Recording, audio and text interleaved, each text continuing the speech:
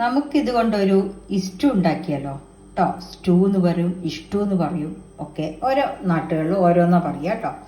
അപ്പോൾ അതാണ് ഉണ്ടാക്കാൻ പോണത്. നമ്മൾ തക്കാളി ഇസ്റ്റു ആണ് ഉണ്ടാക്കാൻ പോണത്. അപ്പോൾ അതിന് ഇഞ്ചി, പച്ചമുളക്, കുറച്ച് കുരുമുളക്, കരിവേപ്പിൻ്റെ ഇല, വലിയ ഉള്ളി, പിന്നെ തക്കാളി, ഇത് നാളികേര പൊടി, പാലിൻ്റെ പൊടി ഉണ്ടല്ലോ അത് കലക്കിയതാണ്, 1 കപ്പ് നാളികേര പാലിൻ്റെ പൊടി. അപ്പോൾ ഇതുകൊണ്ട് നമുക്ക് പെട്ടെന്ന് ഒരു ഇസ്റ്റു ഉണ്ടാക്കാം. നല്ല ടേസ്റ്റാണ്. ഞാൻ ഉപ്പ് ഇതിൽ കാണിച്ചിട്ടില്ല, അത് ഞാൻ ലാസ്റ്റേ പറയുള്ളൂ കേട്ടോ. അപ്പോൾ ഇതുണ്ടാക്കാനുള്ള ഒരുക്കങ്ങൾ നമുക്ക് തുടങ്ങാം. പെട്ടെന്ന് ഉണ്ടാക്കണ കറി എന്നല്ലേ പറഞ്ഞു, അപ്പോൾ നമുക്ക് പെട്ടെന്ന് തീർത്തളയാം കേട്ടോ. ഇത് ഈ കറി ഉണ്ടാക്കി തീരാം. അപ്പം ഞാൻ പാൻ അടുപ്പത്ത് വെച്ചിട്ടുണ്ട്. അതിലേക്ക് വലിയ ഉള്ളി, പച്ചമുളക്, ഇഞ്ചി, കരിവേപ്പിൻ്റെ ഇല എല്ലാം ഇടാം. ഒക്കെ ഇടാം. അല്ല, കരിവേപ്പിൻ്റെ ഇല വേണ്ട. ഇഞ്ചി, പച്ചമുളക്, കുരുമുളക്, വലിയ ഉള്ളി കേട്ടോ. കരിവേപ്പിൻ്റെ ഇല ലാസ്റ്റ് ഇടാനുള്ളതാ, സോറി. അപ്പം അത് ഇട്ടിട്ട് ഈ തക്കാളി ഇടുക. 2 തക്കാളി എടുത്തിട്ടുണ്ട്, അത് ഇട്ടു. ഇനി നമുക്ക് വെള്ളം ഒഴിച്ചിട്ട് നന്നായി അടച്ചു വെച്ച് തിളപ്പിക്കാം. വെള്ളം ഒഴിക്കുക. ഉപ്പ് ഇടണ്ട, അത് നമുക്ക് ലാസ്റ്റ് ഉപ്പിടുള്ളൂ. അപ്പോൾ ഈ തക്കാളി നന്നായി വെന്തുടയണം. പച്ചമുളകിൻ്റെയൊക്കെ കളറൊന്ന് മാറണം. പിന്നെ നമുക്ക് വേഗം ആവും കേട്ടോ. അപ്പോൾ ഈ കറി ഉണ്ടാക്കാൻ ഇനി അത് നന്നായി ഒന്ന് തിളക്കട്ടെ. അടച്ചു വെച്ച് വേവിക്കാം. ഇത് വേഗം ആവണ കറിയാണ്, ദോശയ്ക്കുള്ള കറിയാണ്, വേഗം ആവും കേട്ടോ. നന്നായി തിളക്കണ്ടേ കണ്ടോ. ഇനി ആയിട്ടില്ല കേട്ടോ. ആ പച്ചമുളകിൻ്റെയും കൂടെ കളറ് മാറണം. ഈ വെള്ളം നമ്മൾ ടേസ്റ്റ് നോക്കുക. ഇഞ്ചിയുടെ ഫ്ലേവറൊക്കെ അതിൽ ഇറങ്ങിയിട്ടുണ്ടാവും. തക്കാളിയുടെ പുളിരസം, പിന്നെ പച്ചമുളകിൻ്റെ എരിവ്, ഇത് 3ഉം കുരുമുളകിൻ്റെ വാസനയും കൂടെ. എല്ലാവരും ആലോചിക്കും എന്താ അത് തക്കാളി ഇഷ്ടൂല് കുരുമുളക് ഇടണമെന്ന്. അപ്പോൾ കുരുമുളക് വെന്താൽ അതിൻ്റെ ടേസ്റ്റ് വേറെയാണ്. അത് ഇടയ്ക്കൊന്ന് കടിക്കുകയും ചെയ്യാം, നല്ല സ്വാദാട്ടോ. അപ്പം ഇനി ഒന്നും കൂടെ തിളച്ച് കുറുകട്ടെ.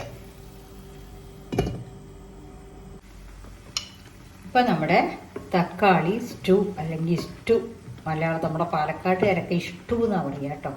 അപ്പം ആ സാധനം അത് ആയിട്ടുണ്ട്. ഇനി നമ്മൾ അതിലേക്ക് എന്താ വെച്ചാൽ തേങ്ങാപ്പാലിൻ്റെ പൊടിയാണ്. നമ്മൾ തേങ്ങ പിഴിഞ്ഞ് 1-ാം പാലിൽ വേവിച്ച് 2-ാം പാലിൽ വേണമെങ്കിൽ എടുക്കുക. പക്ഷെ അതിൻ്റെ സ്വാദും ഇതും വ്യത്യാസമുണ്ട്. അപ്പം അതൊന്ന് ഒഴിച്ചിട്ട് നന്നായി അതിൽ തിളയ്ക്കണം. തിളച്ചാലേ അതിൻ്റെ കുറുകി വരും കേട്ടോ. അപ്പോൾ ഇതൊന്ന് നന്നായിട്ട് തിളക്കട്ടെ. തേങ്ങാപ്പാലിൻ്റെ പൊടി കലക്കിയതാണിത്. തേങ്ങാപ്പാൽ ഒഴിച്ചു കഴിഞ്ഞാൽ അടച്ചു വെക്കരുത് കേട്ടോ, പെരന്ന് പോവുള്ളൂ. ഇപ്പം ഞാൻ ഉപ്പ് ഇട്ടിട്ടില്ല. ഇത് നന്നായിട്ടൊന്ന് തിളച്ച് ഒരു പതഞ്ഞിങ്ങനെ വരും. ആ സമയത്താണ് നമ്മൾ ഓഫ് ചെയ്യേണ്ടത്. ഓഫ് ചെയ്ത് വെളിച്ചെണ്ണയും കരിവേപ്പിൻ്റെ ഇലയും ഇടുക. വെളിച്ചെണ്ണ ഒഴിക്കുക, കരിവേപ്പിൻ്റെ ഇല ഇടുക. നമ്മൾ കഴിക്കാൻ എടുക്കുമ്പോൾ ഉപ്പ് ചേർത്താൽ മതി. എന്താ വെച്ചാൽ ആ സമയം കൊണ്ട് ഇതൊക്കെ ഉപ്പ് പിടിച്ചോളും. ഒന്ന് ചൂടാറിയ ശേഷമേ ഉപ്പ് ചേർക്കാവൂ കേട്ടോ. ഇപ്പം ചേർക്കേണ്ട ആവശ്യമില്ല.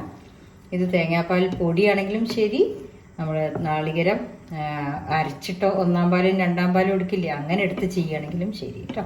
രണ്ടാണെങ്കിലും ഉപ്പ് ലാസ്റ്റ് ഇട്ടാൽ മതി. ഇത് നന്നായിട്ടൊന്ന് തിളച്ച് പൊങ്ങട്ടെ കേട്ടോ.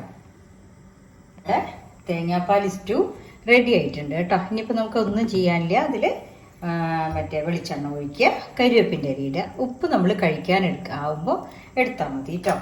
പിന്നെ ഇതിൻ്റെ വേറൊരു റെസിപ്പി ഞാൻ തേങ്ങ അരച്ചിട്ടുള്ള ഒരു ഇസ്റ്റു ഉണ്ട്. അത് ഞാൻ ഇതിൽ പോസ്റ്റ് ചെയ്തിട്ടുണ്ട് പണ്ട്. പക്ഷെ അതിന് ഇതേ അല്ല കൂട്ട് കേട്ടോ. നമ്മൾ നാളികേരം ഇതൊക്കെ എടുക്കുന്നുണ്ടെങ്കിലും പാലല്ല എടുക്കണത്. നാളികേരവും മുളക് പൊടി ഉപ്പും കൂടെ അരച്ചൊഴിക്കുക ചെയ്യുന്നത് കേട്ടോ. അത് വേറെ ടൈപ്പാണ്. ഇത് നമ്മുടെ സാധാരണ ഉരുളക്കിഴങ്ങ് ഇസ്റ്റുവിൻ്റെ മാതിരി തന്നെ, പക്ഷേ അതിൽ കുരുമുളകൊക്കെ ഇടുമ്പോൾ അതിൻ്റെ ഫ്ലേവറും കൂടെ കിട്ടും. അപ്പോൾ എല്ലാവരും ഉണ്ടാക്കി നോക്കൂ.